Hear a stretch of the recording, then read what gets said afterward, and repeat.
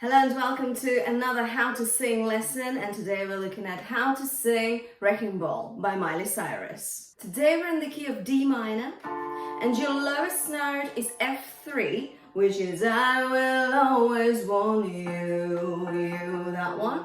And the highest note is I can be like a wrecking ball. That's our belt that we're gonna look into today in a lot of detail. So stick around and let's get straight into it. Let me sing a couple of phrases of the first verse, okay? So this is what we've got.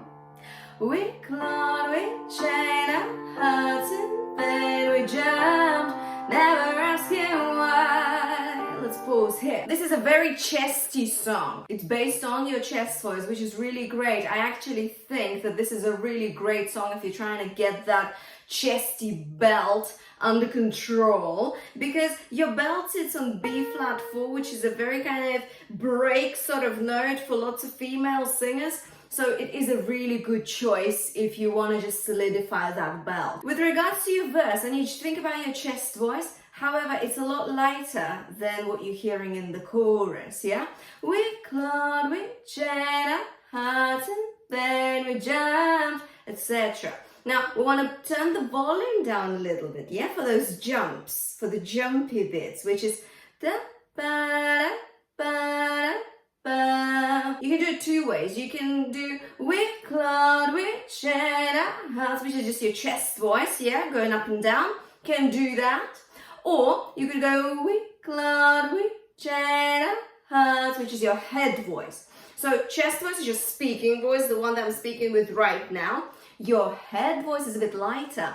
It's kind of that kind of voice. So we clawed, we chained. It's a little bit harder to do, I think, because of all the register transitions. However, you can think of it as a point of growth, of your vocal growth, where you learn how to transition from chest voice to head voice quickly. I'll take it as an opportunity to grow. So let's do that, okay? Because we clawed, we chained, it's quite easy to do chest voice, yeah? That's easy. Let's take the difficult way, okay? Don't be scared to do the hard things in singing, because you're gonna learn something. Give that a go for me. Let's get that note, yeah, lovely. And that note, it sits higher up as a placement, yeah? So placement can be which is darker and kind of dropped, but we are kind of placing it a bit higher, and it sort of resonates in your nasal cavity a bit more, right? So think of your nasal cavity as your destination for that sound. You can show yourself where you're going, that always helps.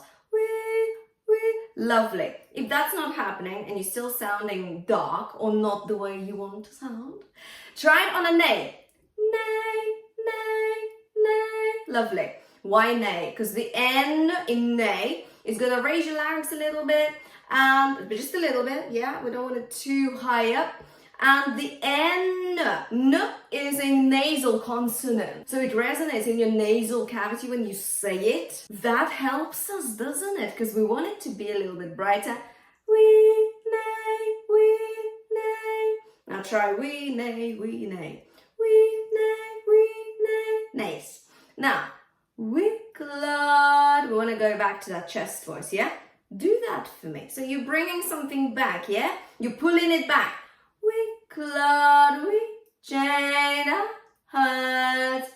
If that's not helping you, you can try and emphasize your diction a little bit on the chest voice words. So you got clawed, chained, hearts, yeah, as your chest voice. So you got we head voice, clawed, clawed. Really pronounce that cl for me. Clawed, we chained, chained. Ch is quite active, yeah. Just don't overdo it, don't do chained, okay? Just the chained, it's quite like, it's accurate. Chained, hearts in vain, vain. Do you see that? I'm really pronouncing the V really well. bane. And this is how you learn to transition from one register to another. There's all these details in the words. It's always in the words, okay? Always in the lyrics. The answer is there, okay? Somewhere. So let's think of that and apply this principle to everything else. Spell, same thing, okay? Same thing. Apply the same principle to the rest of it. Make sure you hydrate during your singing, always, okay?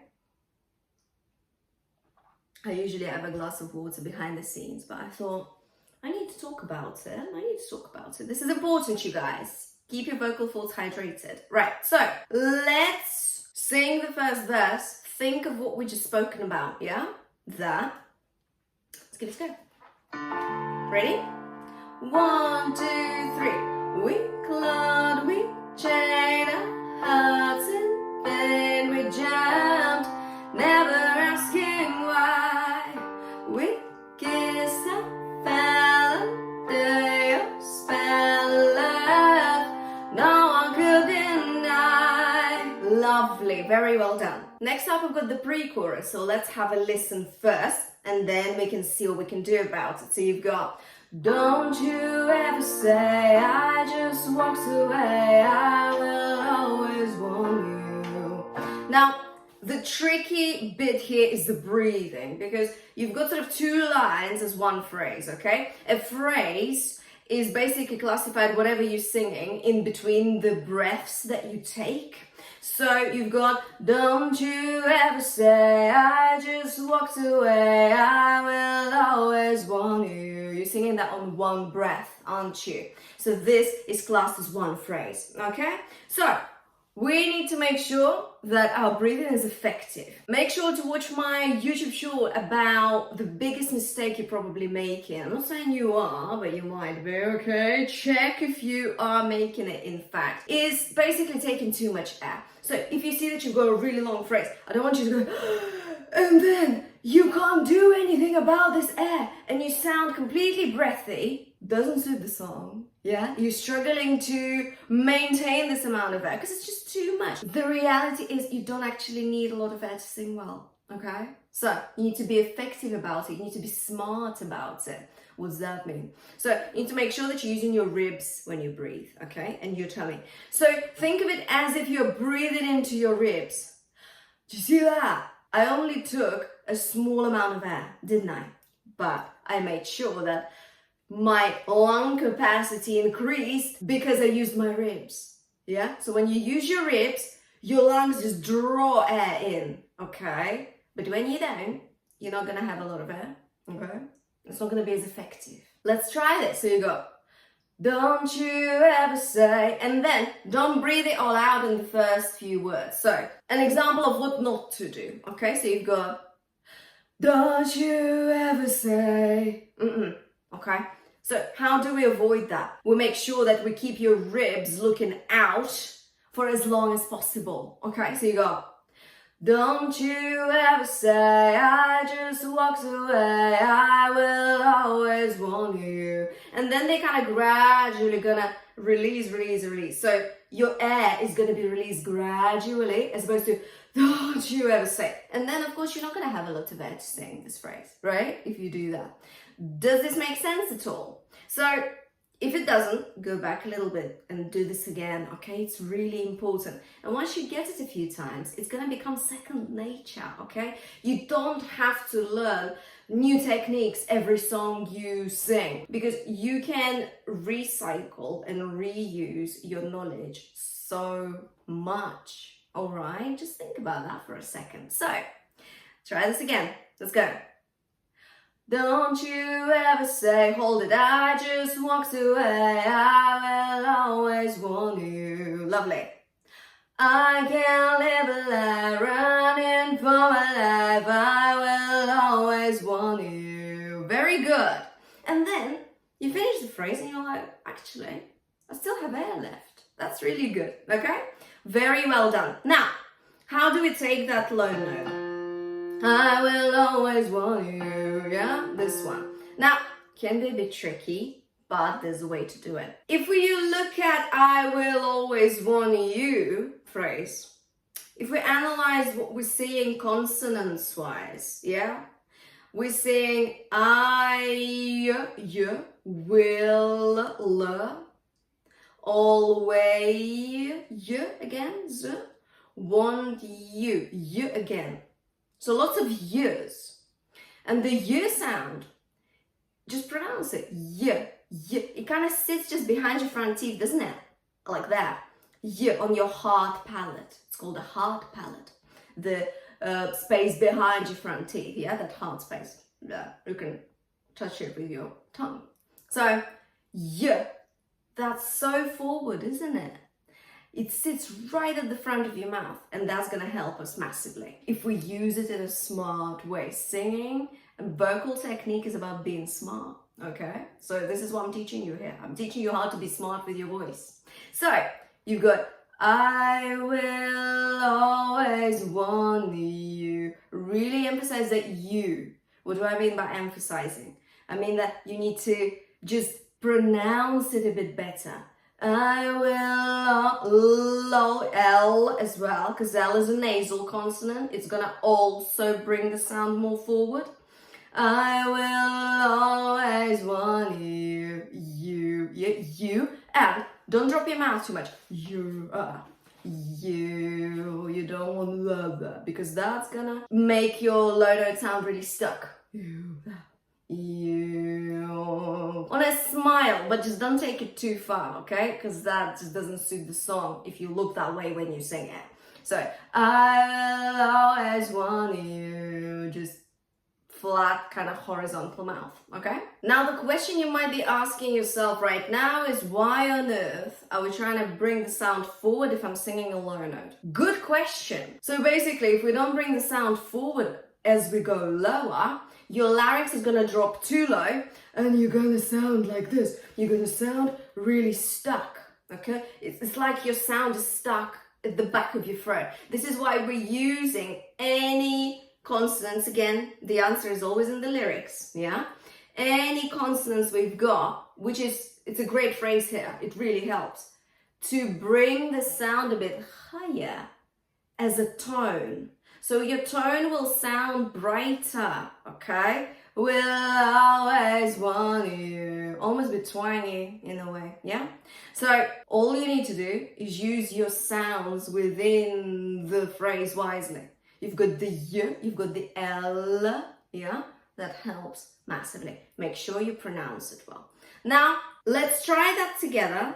Remember about your breathing, yeah? We're taking a small amount of air, but we're using your ribs effectively. And you hold them for a bit and then slowly release as you sing the phrase, all right? And use your L and Y sounds to get the low notes. Don't you ever say, I just walked away, I will always want you. I can't live a life running for my life, I will always want you. Lovely. And then the belting starts. So let's have a look at that. Let me say a couple of phrases of the chorus, okay? And then we can have a look at it. So, I will always want you, yeah? I came in like a wrecking ball, I never hit so hard in love. Let's pause here. Really bright belt. It's kind of vocal cry. Cry is incredibly helpful for belting. And if you learn to pair up belting with a twang or belting with the cry, your belting is gonna completely change, okay, for the better. Now, I spoke about it a lot on this channel before, but I also created a belting guide for you, which is completely free for you to download from my website. So please go ahead and download it via the link below. A few things need to happen for us to get that belt in a healthy way. First of all, we need to make sure that your larynx, your voice box, doesn't shoot right up into your throat, giving you that kind of squashed sound and bringing lots of throat tension. We don't want that. It's not practical, especially in the long run or ever. How do we preempt having throat tension? We can do two things. I call it a surprise breath or a yawn. So that basically means that you take a breath as if you're surprised or as if you're about to yawn. Which one do you choose? How do you know which to choose? Now it's very simple. Surprise breath, which is just that. It's like as if you're surprised. Oh, what is that kind of thing? So you're taking a breath as if you're surprised by something. That is a kind of medium treatment of potential throat tension. Okay, very good. It's very good. However, if you feel like you get too tense, and it's kind of happens a lot for you, and you feel like your high notes, you're worried about them all the time, I would suggest go for the yawn. Okay, so a yawn is like a bigger surprise breath, is a deeper surprise breath. What do? They both lower your larynx, making sure that tension doesn't happen at all. Because that's when your larynx is too high up, this is when tension is creeping in. But if your larynx sits a bit lower, there's space in your throat for the sound to resonate and for you to belt in a healthy way. So for the purpose of learning something new, because actually I speak about surprise breath all the time. I have a whole video dedicated to it, so go ahead and check it out after this lesson. I'll leave all the links as usual in the description below. Now, the yawn, remember, it's a deeper kind of sensation because you know when you yawn, it feels like your whole throat is, there's so much space, right? Obviously we don't want to go that far, but we want to breathe as if we're about to yawn. So you go kind of that, okay? Okay, so it's not a tiny breath as if you're surprised. No, it's a bit deeper. It's a bit. You can do that. Okay, so you go. I can like a wrecking ball, and then it's just so much easier. Just trust me. Okay, right. Let's try this together. A yawn. And then make sure that your sound is bright as well, yeah? Because it's a kind of a bit cryy kind of sound. Cry is this, yeah, sort of quality, moany kind of quality. Just don't overdo it, okay? Now, how do we bring that? How do we pair that up with the yawn? Do you see how we're layering the techniques? It's a good idea because you don't want to just do all the techniques at once. It can be too much to keep in your head when you are trying to sing as well. It's like it's just too overwhelming. But if you get the yawn sorted out, then we add in the vocal cry, then we add other things if need be. Do you see what I mean? How do you get into vocal cry? Two ways. There's a why kind of sound, and there's a no. I think no would be better for us today. No kind of going into a now as we go into the belt. But let me come back to you on this. So you've got, that's our note. So a yawn, and then we're singing that on a no. No. So do you see how I started on a no and then I went into a now because it just needs a bit more space. But no will give you an idea of the cry and then you can sort of ride that wave into the now, okay? Again, I have a whole exercise for no/now here on Sing It to the World. You guys have got all the resources here. Here on YouTube, so please go ahead and check them out. They will help you practice massively. A yawn and no/now. Let's give that a try, okay? Let's go. No.